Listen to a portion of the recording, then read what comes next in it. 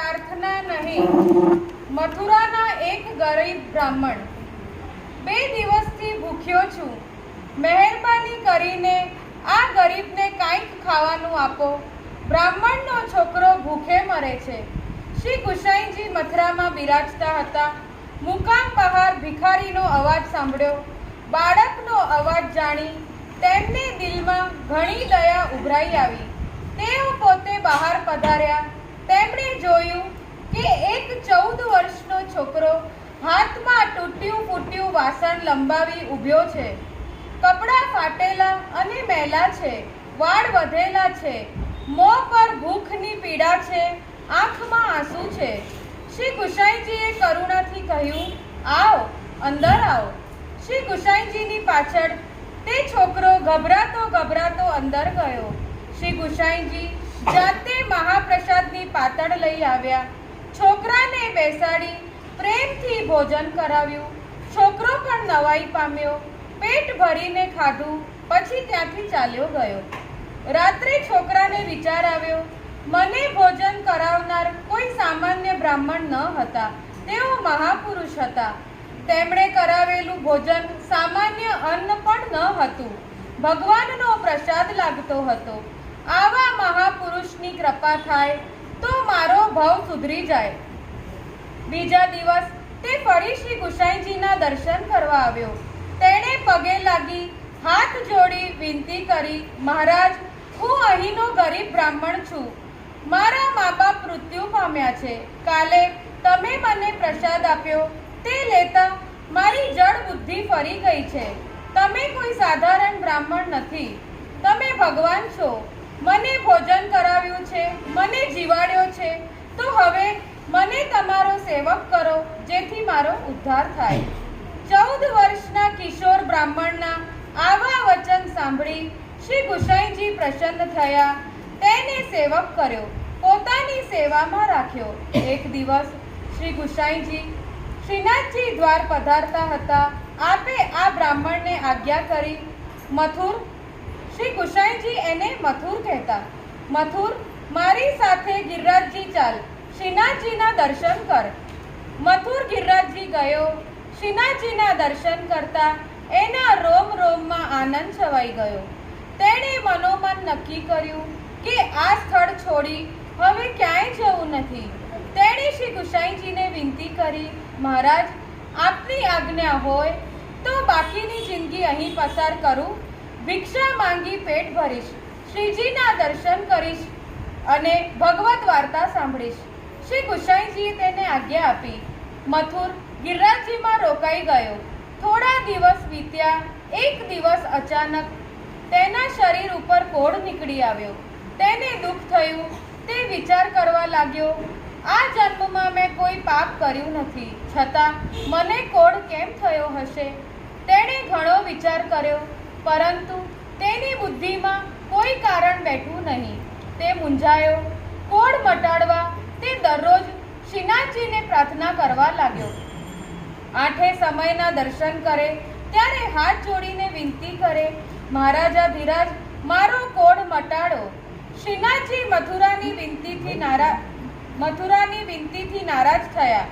તેમણે શ્રી ગુસાઈજીને ફરિયાદ કરી, આ મથુર મને બહુ દુઃખ આપે છે. વારંવાર પ્રાર્થના કરે છે કે મારો કોઢ મટાડો. હું વૈદ્ય તો છું નહીં કે તેના કોઢ દૂર કરું. તમે તેને સમજાવો કે મને ન પજવે.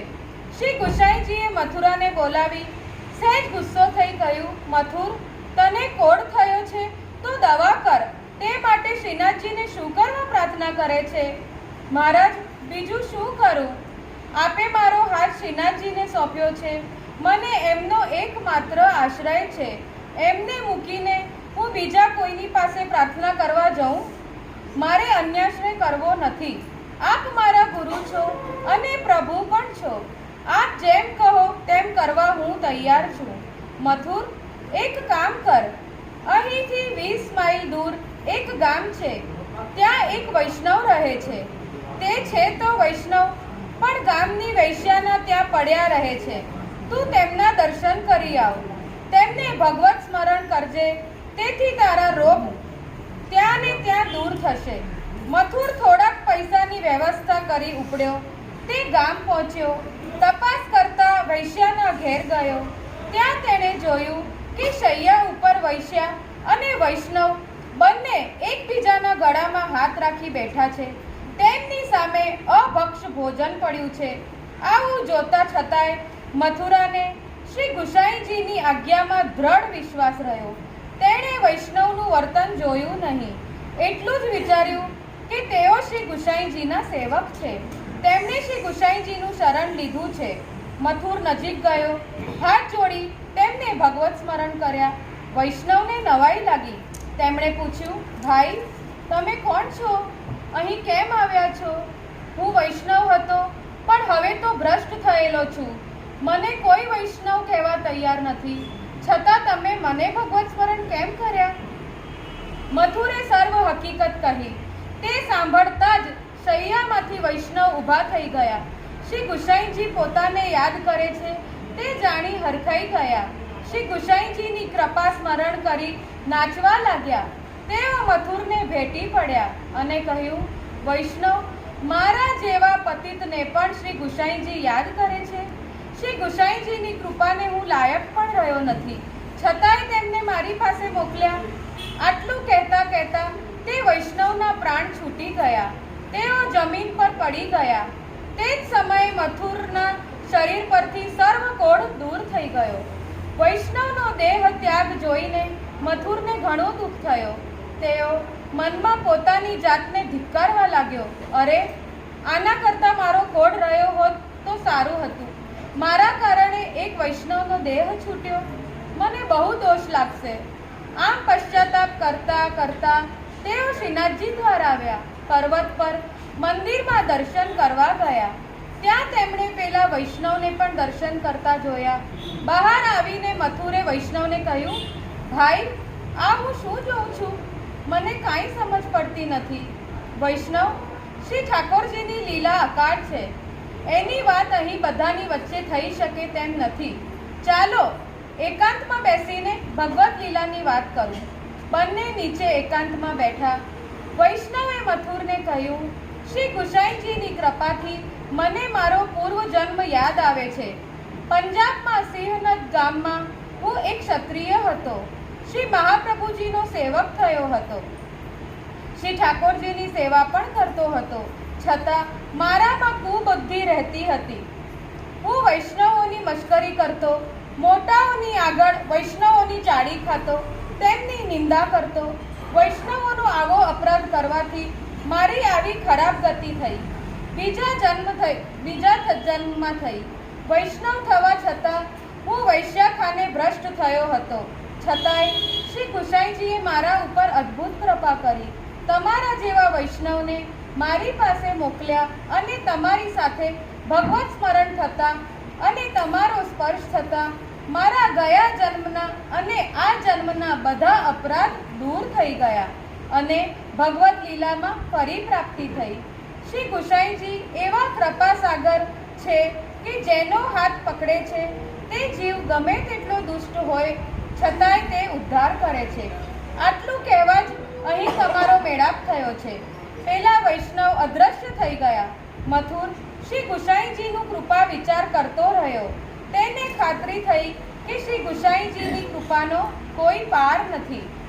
મથુરને વૈષ્ણવના શબ્દ યાદ આવ્યા. મથુરભાઈ, ભૂતર ઉપર જે કાંઈ બને છે તે નિત્ય લીલાને લઈને બને છે. તમે નિત્ય લીલામાં રૂપદેવી સખી છો. મધુરેક્ષણા સાખી સાથે તમારો ગાઢ સંબંધ છે. તમારા નામ પ્રમાણે તમારું સ્વરૂપ સાક્ષાત રૂપ પૂર્તિ જેવું છે. એક દિવસ શ્રી ઠાકોરજીએ મધુરક્ષણા પાસે તમારા રૂપની ઘણી પ્રશંસા કરી અને આજ્ઞા કરી કે તેને કહેજે કે મારી પાસે આવે. મધુરક્ષણાએ રૂપદેવીને આ વાત કહી ત્યારે રૂપદેવીએ કહ્યું, શ્રી ઠાકોરજીને હું કેવી રીતે મળું? મળવાની રીત અને ચતુરાઈ હું જાણતી નથી. શ્રી ઠાકોરજીને મારું કંઈ કામ હશે તો પોતે પધારશે. શ્રી ઠાકોરજીએ આ વાત જાણી. એમણે બીજી સખીને આજ્ઞા કરી કે રૂપદેવીને સમજાવીને તું મારી પાસે લઈ આવ. તે સખી રૂપદેવી પાસે આવી. સર્વ હકીકત કહી. શ્રી ઠાકોરજી સામે પગલે બોલાવે છે તે જાણીને રૂપદેવીને અભિમાન આવ્યું. તેણે કહ્યું, હું હમણાં આવીશ નહીં. ત્યારે બોલાવવા આવેલી સખીએ કહ્યું, તને તારા રૂપનું આટલું અભિમાન થયું છે, તેનો દંડ તું જરૂર ભોગવીશ. તારા જેવા અનેક ગોપીજન શ્રી ઠાકોરજીની સેવા માટે તત્પર છે. આ અપરાધને લઈને તેમને કોડ નીકળ્યો હતો. વૈષ્ણવની એ વાત યાદ કરી મથુરે નક્કી કર્યું કે હવે કદી પણ કોઈ વાતનું અભિમાન ન કરવું, સદા દીનતા રાખવી. પોતાના દુઃખ માટે શ્રી ઠાકોરજીને પ્રાર્થના કરી તેમને પરિશ્રમ ન કરાવો. સિદ્ધાંત નવનીત. મર્યાદા માર્ગ અને પુષ્ટિ માર્ગ આ મુખ્ય તફાવત છે. મર્યાદા ભક્ત પોતાનું દુઃખ દૂર કરવા પ્રભુને પ્રાર્થના કરી શ્રમ આપે છે, જેમ કે નરસિંહ મહેતા અને મીરાબાઈ. પરંતુ પુષ્ટિ ભક્ત પોતાના દુઃખ દૂર કરવા પ્રભુને પ્રાર્થના કરતો નથી, કારણ કે તેને પ્રભુમાં અત્યંત સ્નેહ છે. જ્યાં સાચો સ્નેહ હોય ત્યાં પ્રિયતમને દુઃખ થાય એવું કાંઈ કરવામાં આવતું નથી. માટે શ્રી મહાપ્રભુજીએ વિવેક ધૈર્ય આશ્રય ગ્રંથમાં આજ્ઞા કરી છે કે આપણા પ્રભુ અથવા અન્ય કોઈ પણ દેવને કદી પણ પ્રાર્થના ન કરવી. કેટલાક વૈષ્ણવો દુઃખ આવી પડે ત્યારે રઘવાયા થઈ પોતાના પ્રભુનો આશ્રય છોડી અન્યાશ્રય કરે છે. પુષ્ટિ ભક્તમાં અન્યાશ્રય મહાબાધક છે. પુષ્ટિ જીવે કદી પણ સ્વપ્રમાણે અન્યાશ્રય ન કરવો. સાથે સાથે પોતાના પ્રભુને પણ દુઃખ દૂર કરવા વિનંતી કરી શ્રમ ન કરાવો. સર્વ દુઃખ ધીરજથી સહન કરી ટેક રાખવી. સાચા વૈષ્ણવે બીજા વૈષ્ણવના કદી દોષ ન જોવા, બીજા વૈષ્ણવની નિંદા ન કરવી, બીજાઓની પાસે તેમની ચુગલી ન કરવી. વૈષ્ણવ પ્રત્યે ભગવદીય ભાવ રાખવો. વૈષ્ણવનું સ્વરૂપ ગહન છે. બહારથી વર્તન જોઈને કોઈની વૈષ્ણવતા નક્કી થઈ શકતી નથી. બહારથી અયોગ્ય વર્તન કરનારા હૃદયમાં પણ સાચા વૈષ્ણવતા છુપાયેલી હોય છે, જે આપણે સમજી શકતા નથી. માટે વૈષ્ણવનું બ્રહ્મ વર્તન જોઈને નિંદા કરવી નહીં. વૈષ્ણવ બન્યા પછી પણ ક્યારેય જીવ લૌકિક રીતે દુષ્ટ બને એવું જોવા મળે છે. લૌકિક રીતે દુષ્ટ બનેલા પુષ્ટિ જીવને પણ શ્રી મહાપ્રભુજી અને શ્રી ગુસાઈજી પોતાના કૃપા બળે તારે છે. તેને તેની ભૂલનો એક ક્ષણ પશ્ચાતાપ કરાવી વિરહનું દાન કરી નિત્ય લીલામાં તેને ખેંચી લે છે. શ્રી ગુસાઈજી પરમ દયાલ કી જય.